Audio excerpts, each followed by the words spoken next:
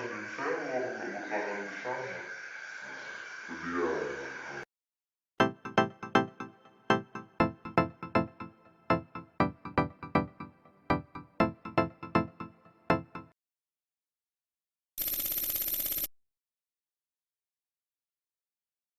apa kabar nih, kan lama udah main kesini nih ya. Apa kabarmu nih? Baik, Baik.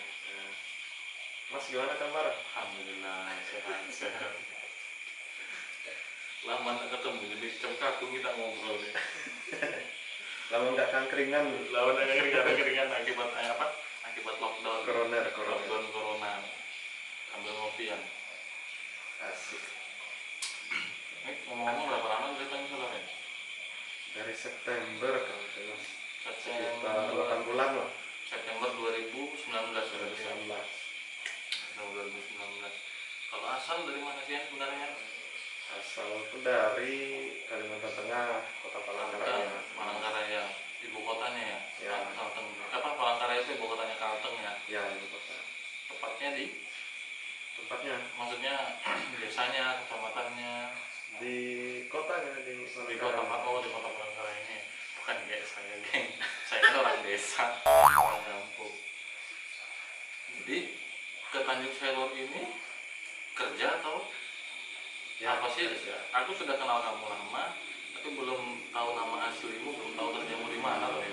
Gara-gara hobi aja, gara-gara hobi sering main ML, makanya sering mabar-mabar ketemu di angkringan waktu itu kan. Pengen cari tahu sih soal Yayan. Apa dulu nih yang mau dicari tahu? Yang dicari tahu Nama. aku tahu nama lengkapmu ini. Nama Julian Palansama. Nah, asal tadi dari Kalteng. Kalteng. Status Status ya. jomblo. Status apa dulu nih? Status jomblo atau berpacaran? Kalau status sudah ada yang punya sih. Dari punya nih rupanya geng. Oke, berarti ke Tanjung Selor ini dulu pertama kali tuh kerja atau merantau atau gimana? Kalau ke Tanjung Selor nih nggak tahu kenapa juga kemarin tuh jadi kami tuh disebar mas. Oke, disebar. Tapi bukan sebagai pasukan COVID kan? Enggak. Kemarin itu kan ceritanya karena kuliah gitu. Oke, Jadi kuliah. lulus kuliahnya baru disebar ke sini. Kalau lulus kuliahnya disebar apa kuliah ikatan dinas gitu? Iya, ikatan Ikatan dinas. dinas. Oke. Ikatan dinas ya. Salah satu ikatan dinas yang ada di Indonesia berarti ya. Ya. Terus kenapa alasan masuk sekolah ikatan dinas tuh dulu? Dulu sih kesannya itu karena pada saat SMA tuh mas, saya kan sekolahnya asrama nih. SMA-nya asrama sudah. SMA-nya tuh berasrama, jadi udah kayak udah biasa lah jauh sama orang tua kan. Oke. Jadi di samping itu juga mau ngurangin beban orang tua. Kebetulan saya kan 5 bersaudara, Ya. jadi saya anak ketiga, jadi ada lagi 2 adik saya yang Oke. harus saya pikirkan. Oke. Jadi gimana sih caranya supaya mengurangi Tidak mengurangi beban orang tua Ya. untuk membiayai sekolah. Oke. Kebetulan kan SMA asrama, jadi lumayan lah di situ kan makan gratis, minum gratis, mandi gratis. Asal manusia gratisan. Oke ya, lanjut. Nah, terus ada niatan kemarin barengan sama teman-teman kan, ada nih salah satu sekolah kedinasan, sekolah tinggi itu yang buka pendaftaran pada saat itu kan. Berarti informasinya dari teman. Ya, nah waktu itu coba-cobalah cek informasinya kapan sih buka.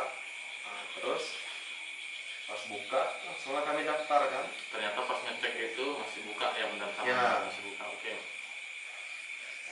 Kami tanyain gimana syarat-syaratnya, terus pada saat sudah tahu syaratnya kami tinggal penuhi syarat, Melengkapi berkas. terus daftar. Itu daftarnya ada online atau apa di Palangkaraya gitu ada semacam poskonya lah atau gimana gitu? Poskonya waktu itu di kantor Badan Kepegawaian Daerah. Oke, di Palangkaraya.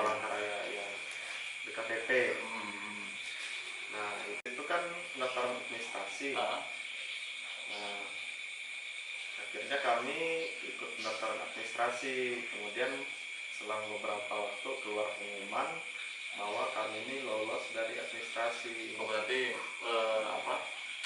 persyaratan pertamanya atau pendaftaran tahap pertamanya itu administrasi dulu ya? Ya. Oke. Terus langsung berangkat.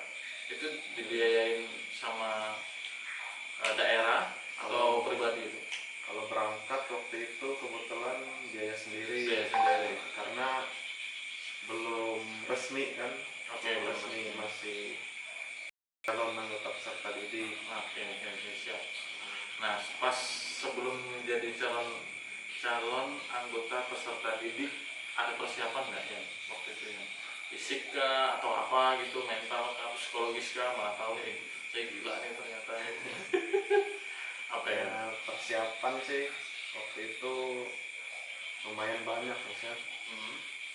Nah, kebetulan dulu saya tuh sempat medical check up. Oke, MCU dulu yang dilakukan dulu ya. Nah, semua dinyatakan sehat kecuali satu. Apa tuh? Ada VC. PC. Apa tuh PC? Kalau yang nggak tahu VC bisa cari di Google. Tadinya kan video call, gara-gara video call nggak lolos MCU. Enggak, jadi VC itu varikokel, Oke. semacam penyumbatan di pembuluh darah bagian testis. Situ saya ini kayak sempat ngerasa down gitu, nggak bisa, mungkin nggak bisa ikut pendaftaran ini gitu. Jadi memang kan dari awal sekolah, dari semenjak kelas 2 SMA itu sudah ada niatan masuk kan. Oh, berarti dari kelas 2 SMA tuh sudah punya niat memang mau lanjutin ke ikatan dinas ini tadi ya? Nah, jadi pas kelas 2 SMA semester 2 itu ada untuk medical check up. Nah, jadi diceklah seluruh kesehatan kan. Nah, kendalanya di situ. Jadi ada niatan juga kemarin sampai bela-belain operasi. Sampai operasi ya? Oke.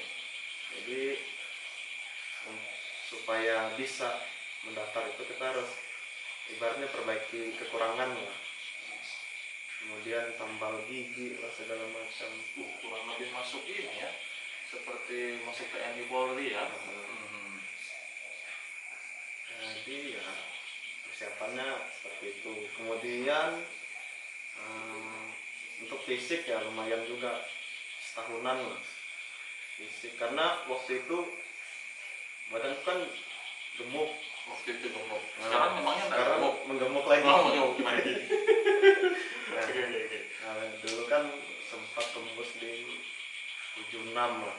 76 itu untuk saya kan tinggi 165, waktu itu berat 76 dan masih kelas 2 dan kelas 3 SMA.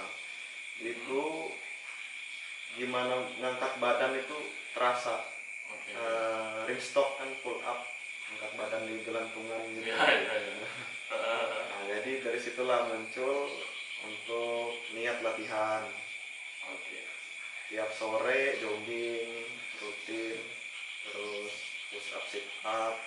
Dari yang awalnya nggak bisa angkat badan, satu kali pun mulai naik, dan itu berbarengan dengan turunnya berat badan. Sudah mulai bisa bergelantungan tadi. Oke, itu tadi persiapannya kan. Ngomong beribet banget ya. Susah banget. Namanya itu berpemula, geng. Itu tadi udah persiapannya. Jadi pas ngejalanin tes di sana, kan di luar kota kan, di Palangkarayanya kan tesnya waktu itu ya. Yang setelah administrasi. Ya. Nah, itu pas nyampe di sana ternyata sama aja nih, atau sesuai harapan nih tesnya atau bagaimana, atau ternyata di luar ambang batas pikiran saya, ternyata lebih susah nih tesnya. Gimana ya? Tesnya itu kalau kita di Kalimantan ya pasti panas kan kalau siang. Ini di sana kalau teman-teman tahu Jatinangor, nah di sana itu kan dingin mas. Oke. Jadi awal mulanya ikut di sana kaget juga, bibir kering pecah-pecah, terus Bibir kering pecah-pecah, panas dalam. gas dalam, betul Kayak iklan. asam dari. Kayak iklan. Lanjut. Oke, lanjut. Akhirnya kan sempat shock juga badan kan, dingin sekali, untuk mandi susah. Jadi akhirnya mensiasati itu ya gerak-gerak badan sedikit, baru tes. Baru lanjut di tesnya. Ya, Jadi waktu selama tes itu apa ditampung langsung, maksudnya dikasih tempat tinggal atau kita cari tempat tinggal sendiri kalau untuk pas tesnya nih ya? peserta pendaftaran itu diinapkan di asramanya langsung. Oke, ditanggung berarti ya, ditanggung. Jadi waktu itu ngejalanin pendidikan itu berapa lama ya? Pendidikan 4 tahun. 4 tahun. Iya, apa sistemnya terpaket itu 4 tahun pokoknya harus lulus pas ikatan dinasnya ini? Iya. Atau bisa kayak pendidikan pada umumnya yang maksimal 7 tahun, 7 tahun, kalau nggak 7 tahun DO gitu. Kalau maksimal 5 tahun 5 tahun ya. toleransi. Ada toleransi setahun. Oke. Begitu lulus, 4 tahun dari begitu lulus itu langsung ikatan dinas. Langsung punya ibaratnya kalau apa nomor induk pekerja lah. Punya nomor induk pekerja gitu atau gimana? Oh ya, kebetulan sekolah kami kan di bawah Kementerian Dalam Negeri. Nah itu begitu lulus itu langsung menerima nomor induk pegawai. Oke. Nah langsung dinyatakan sebagai CPNS. Oke, langsung jadi CPNS ya. Jadi memang pertama kali nggak ditempatkan di sini. Jadi tahun pertama sebagai CPNS itu kembali ke daerah masing-masing. Kembali ke daerah masing-masing dulu. 1 tahun saya CPNS masih di Kalteng. Masih di Kalteng. Terus kok ke Tanjung Selor nggak bertahan di sana? Itu dia. Kemarin karena keluarnya peraturan Permendagri nomor 34 yang mengatur penempatan. Oke.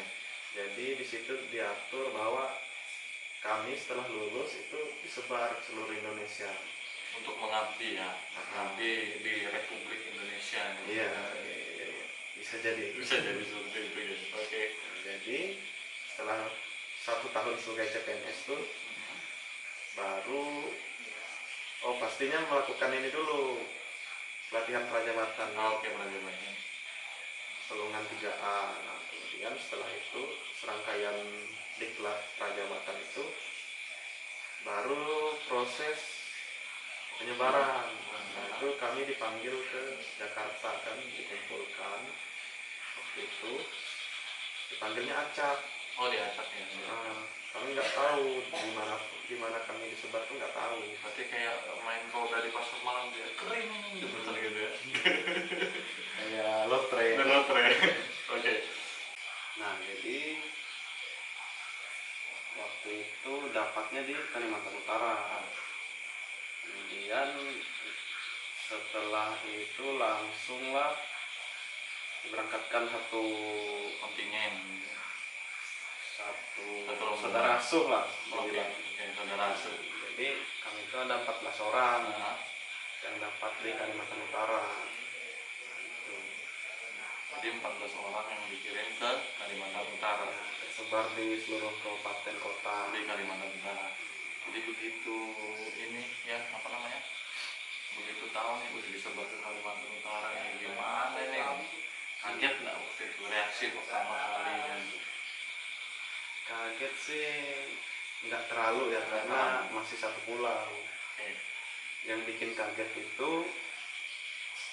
mikirnya gini, satu pulau nih, jadi dalam pikiran tuh tiket apa segala macam untuk pulang kampung tuh murah. Ternyata sama aja sama Pulau Jawa. Sama. Jadi pas kemarin kebetulan akhir tahun itu kan cuti, jadi pulang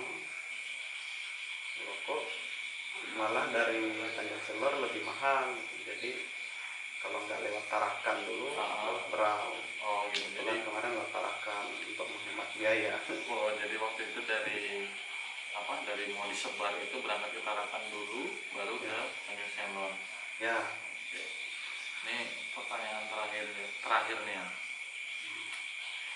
Kan kalau waktu di ikatan dinas itu pasti diasramakan ya. Oke, diasramakan. Mau nanya perbedaan selama hidup di asrama sama sekarang ngekos. Ini ceritanya ngekos kan ini.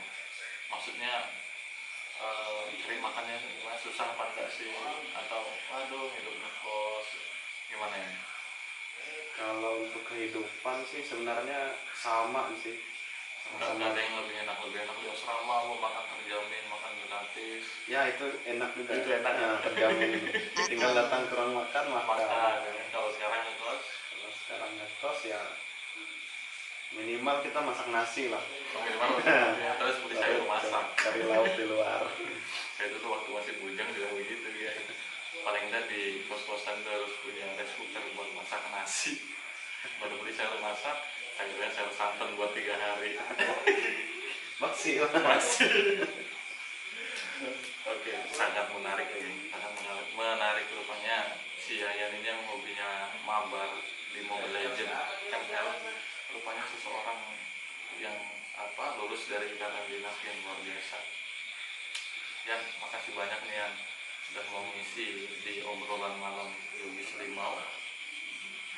Nanti kapan-kapan kita ngobrol lagi ya, nanti ngobrol masalah apa, sharing pengalaman lagi di malam-malam selanjutnya. Jangan lupa lo ya, di sini di subscribe, Oh siap, siap. Yang nonton juga harus share, harus subscribe. Yang paling utama. Obrolan malam selesai sampai di sini, geng. Ketemu lagi di obrolan malam selanjutnya. Wabillahi taufiq wal hidayah.